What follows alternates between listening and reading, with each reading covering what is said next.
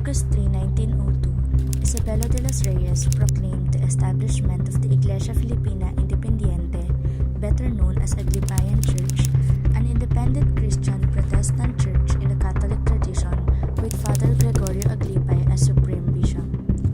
Notable members of the Aglipayan Church include Emilio Aguinaldo, Santiago Alvarez,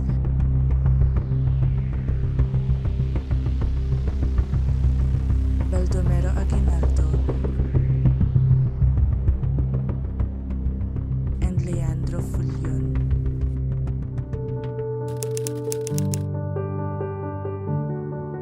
It was obvious that the main content of the so-called policy of attraction was to compulsorily impose English as the only medium of instruction.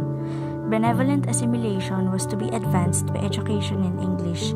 If no working knowledge of English was acquired by the native Filipinos, education was unilaterally deemed to have taken place among them. Without English, a Filipino is deemed illiterate even if he can correctly write and speak in Tagalog or any of his major native languages. On August 21, 1901, 540 American teachers from all over the U.S.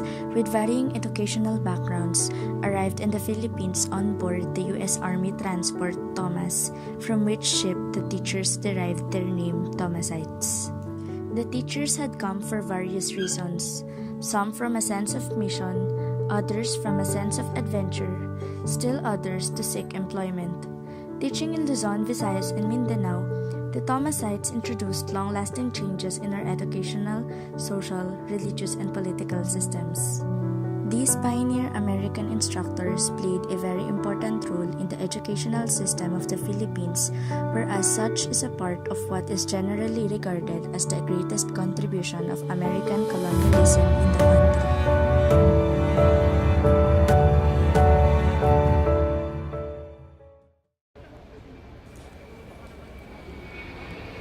The return of the Balangiga Bells signifies the long-standing relations between the Philippines and the United States, one that is based on acknowledging our shared histories as former adversaries in war and eventually as close allies working together to safeguard our common interest.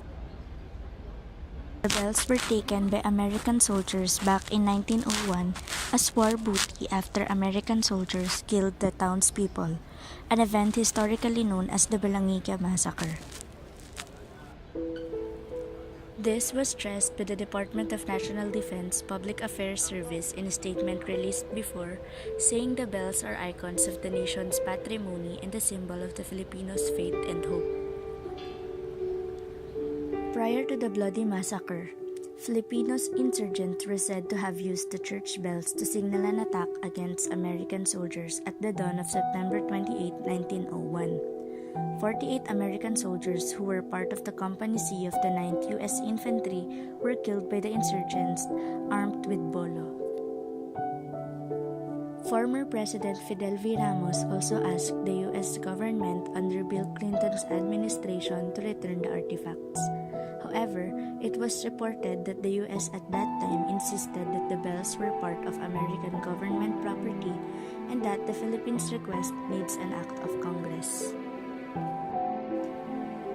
The returning of the bells is not only an act of goodwill from our treaty partner, but more so a symbol of respect.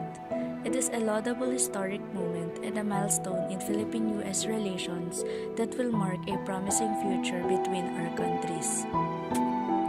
To the Americans, the bells are war relics and symbols of honoring their dead heroes and patriots. To the Filipinos, the Balangiga ambush was an act of defiance from the oppression they suffered from the Americans, a defense of their dignity and their freedom. The bells therefore represented the Filipino struggle against the Americans and the suffering that they endured, signifying their bravery, courage, and heroism. Armed Forces of the Philippines spokesman General Edgar Arevalo said that the return of the Balangiga bells to the Philippines is of significant importance, especially to the people of Eastern Samar who were deprived of the bells for more than a century already.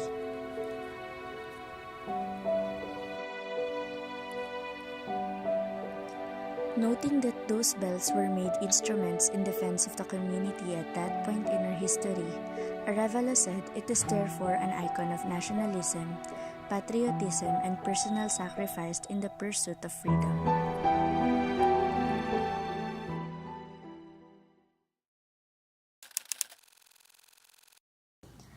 Burnham Park lies in the heart of Baguio City in the Cordillera Mountains of the Philippines. The park was a central feature of Baguio when the city was first planned and developed as a retreat for the U.S. military and remains today as a beloved landmark.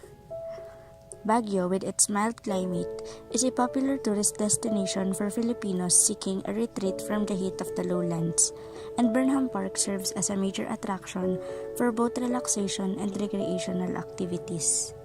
Baguio, as we all know, is the summer capital of the Philippines, and it's the best place to chill out because of its low temperature. The name Baguio came from the word Baguio, an Ibalay word for moss. The city's strategic location makes it conducive for the growth of mossy plants. That's why it's called Baguio. The Burnham Park in Baguio is named after Daniel Burnham, an American architect who was the city planner for Baguio. He designed the park and the original plans for the city simultaneously, and construction began around. Burnham Park covers the only large expanse of level ground within hilly surroundings. The modern park, although smaller than the original park due to urban development, retains much of its original design and layout. The park played an important role when it served as a place for refuge for the people of Baguio following a devastating earthquake in 1990. Camp John Hay isn't about pine trees bringing the feeling of peace and cold breeze to everyone who visits the place. It was established in October 1903 under the executive order of President Theodore Roosevelt. The place is named under his Secretary of State, John Milton Hay. Over the course of its history, it has been bombed by the Japanese during World War II, recaptured by the Americans, and later converted into a tourist spot. In 1903, Camp John Hay was designed for the exclusive use of the U.S. military and Department of Defense in the Far East. This U.S. base, named after U.S. President Theodore Roosevelt's Secretary of State, was used by the Japanese as a concentration camp for American and British soldiers during World War II. It was also used as their military headquarters when General Yamashita moved up north from Manila towards the end of the Japanese occupation of the Philippines. Camp John Hay's charm remains the same with its pine tree-lined roads, beautiful landscaping, quaint cottages, and wide open spaces. The place remains a must-visit for tourists. For Camp John Hay is what makes Baguio Baguio. One of the most hazardous roads in the country, especially during the rainy seasons when most of the road accidents occur, is Cannon Road in Baguio. The road is prone to closure due to landslides, particularly during heavy rains or during typhoon conditions. Cannon Road is notorious for its winding or zigzag road before reaching the Baguio city proper. The road was formerly known as Benguet Road. The road was named after the military engineer who spearheaded the project, Colonel Leeman Walter Veer Cannon. When the Americans conquered the Cordillera Highland in the 1900s, they had a hard time reaching the Benguet Mountains. Establishing a short route to these mountains would greatly boost the local economy, so the American government soon launched an expensive road project, much to the dismay of politicians in Washington, D.C. Cannon Road was the most expensive engineering work at that time, costing the government a total of $2.7 million, considered excessive for that period. When Baguio was devastated by the July 16, 1990 earthquake, the Public Works Secretary decided to permanently close the damaged Cannon Road. 21 years later, the government has concluded that maintaining Cannon Road proved costlier than creating an all-weather Cannon Road. This historic road is about 30 kilometers in length and is divided into camps, signifying the establishment of mining camps by the Americans along the way up to Baguio City, which was originally both a mining town and a recreational facility. The Epic of Cannon Road is a part of the story of Baguio. Without it, Baguio would not have survived. These historical places in Baguio City also offers a variety of activities for the whole family. The rich cultural heritage of this city has endeared the place to many tourists and travelers who rave about the unique experience they have in Baguio City. Down the chaotic Manila streets, alongside large buses, private cars, and taxicabs, an eye-catching anachronistic vehicle carelessly makes its way through. It's painted with bright colors and adorned with exceptional accessories. This is the Philippine Jeepney, a post-World War II innovation, a cultural symbol and the undisputed king of the road. The history of the iconic jeepney bears a resemblance to that of the equally iconic Filipino sizzling chopped parts of the pig's head dish, sisig. Both were products of ingenious innovation. Just as sisig was created by making the most of cheap throwaway cuts of pigs from the U.S. Air Base in Pampanga, the jeepney was upcycled from leftover U.S. wheelie jeeps used during World War II. In the early 1950s, jeepneys began making their rounds in Manila. Soon, they became a solution to the post-war public transportation problem. Another significant factor in making the jeepney a cultural symbol of the Philippines was Sarao Motors. The popular automotive manufacturing company created jeepneys that were shipped overseas and displayed in tourism exhibitions in cities like New York and London as a Philippine icon. Back home in the Philippines, movements promoting the jeepney as a Filipino symbol were being carried out as well.